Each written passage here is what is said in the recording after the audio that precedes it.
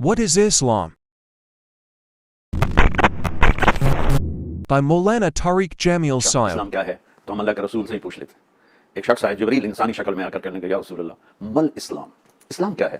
تو اب دیکھیے آپ نے کہا اسلام لا الہ الا اللہ محمد رسول اللہ کی گواہی دینا، نماز پڑھنا، زکوٰۃ دینا، روزہ رکھنا اور اللہ کے گھر کا حج کرنا، جو کر سکتا ہو۔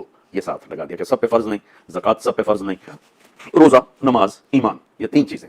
ایمان 24 گھنٹے فرض ہے، نماز 5 وقت فرض ہے، روزہ مہینے میں سال میں 1 مہینہ فرض ہے، اور اس میں بھی بیمار کے لیے چھٹی ہے، مسافر کے لیے چھٹی ہے۔ زکوٰۃ پیسے والے پر ہے، نہیں ہے تو چھٹی ہے، اور حج بھی پیسہ بھی ہو صحت بھی ہو، پیسہ کوئی نہیں معاف، پیسہ ہے صحت کوئی نہیں معاف۔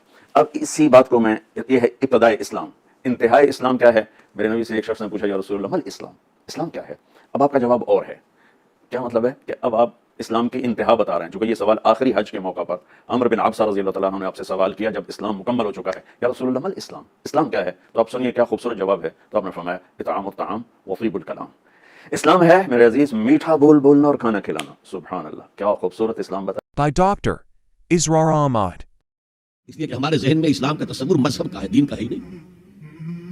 ہم وہی سمجھتے ہیں کہ نماز، ایک تو یہ کہ ہمارے عقائد ٹھیک ہو، نماز روزہ حج زکوٰۃ کا تقاضا ہو، اور کچھ جو ہمارے سوشل کسٹمز ہیں، عیدیں منائیں، جمعہ پڑھے، قربانیاں دیا کریں عید الاضحیٰ میں، بچے کا عقیقہ کریں، مردے کو دفنائیں کفنائیں، شادی ہو تو ایجاب و قبول کرائیں، پھیرے نہیں ڈلوائیں گے۔ بھائی یہ ہمارا دین ہے، ہمارا مذہب ہے، مذہب دین نہیں ہے، دین کا تصور ہی نہیں۔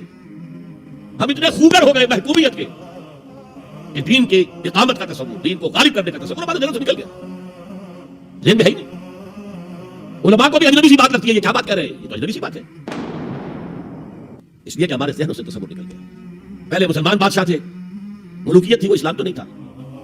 اسلامی نظام تو خلافت راشدہ کا تھا، ابو بکر، عمر، عثمان اور علی اور حضرت حسن کو مدین شامل کر، تب 30 برس بنتے جو حضور نے فرمایا تھا کہ 30 برس خلافت رہے گی، بعد میں تو ملوکیت آ گئی۔ یہ بنو امیہ کے بادشاہ تھے، چاہے خلفاء اپنے آپ کو کہلوائیں، بنو عباس تو بڑے بادشاہ تھے، شہنشاہ تھے، بڑے محل بنائے تھے، اور یہی حال پھر جن کو ہم کہہ دیتے ہیں عثمانی خلفاء، یعنی ترک بادشاہ اور شہنشاہ، ان کا بھی حال یہ تھا۔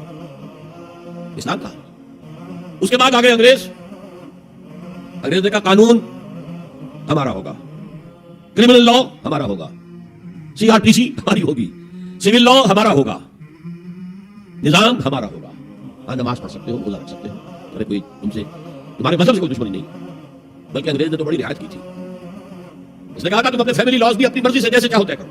آج مسلمان ممالک میں سے بھی اکثر نے اپنے فیملی لاز چھوڑ کر یورپ کے فیملی لاز اختیار کر لیے، اور پہلی مرتبہ یہ کام کیا تھا ترک نے، اور یورپ کے اخبارات نے پھر تنزیہ لکھا تھا کہ عجیب قوم کہتی ہے کہ بہترین قانون ہمارے پاس ہے، اور حال یہ ہے کہ فیملی لاز بھی ہم سے مانگ رہے ہیں، رومن لا سے اخذ کر رہے ہیں فیملی لاز، یہ ان کا حال ہے، کہتے ہیں بہترین قانون ہمارے پاس۔ تو انگریز کے آنے کے بعد اب ہمارا علماء کا قال اللہ قال رسول یا مدرسہ چلا لیں، بہرحال انہوں نے بڑی خدمتیں کی ہیں، اگر یہ نہ ہوتا تو شاید ہمارے ہاں مساجدیں آباد ہی نہ ہوتی، کم سے کم علماء نے وہ پوزیشنیں جو ہے وہ پر کی ہیں، ایک ڈھانچہ جو ہے وہ برقرار رکھا ہے، اس میں کوئی شک نہیں کی خدمات ہے۔ لیکن انگریز نے تو جو بھی تھا صرف اتنی آزادی دی تھی، اسی کو ہم ذہناً ریکنسائل کر چکے ہیں، بس اسلام یہی ہے نہیں۔ اور آج میں آپ کو بتا دوں، امریکہ اور انگلینڈ خاص طور پر اور بقیہ عیسائی مملکتیں بھی بالعموم اسلام کے خلاف جو جنگ جاری کر رہے ہیں، اور تیزی کے ساتھ یہ بڑھے گی، اس کا بھی معاملہ یہ ہے کہ مذہب کی حیثیت سے اسلام کے خلاف ان کی کوئی جنگ نہیں۔ یا بش کہتا ہے کہ ہم تو اسلام کے خلاف نہیں، صحیح کہتا ہے، سچ کہتا ہے، وہ یہ کہہ سکتے ہیں you have come here, you have purchased churches and synagogues and converted them into mosques, did we object? تم یہاں آئے، تم نے چرچ خرید کے مسجد بنا لی، سینیگوگ یہودیوں کا خریدا مسجد بنا لی، ہم نے کبھی روکا تمہیں؟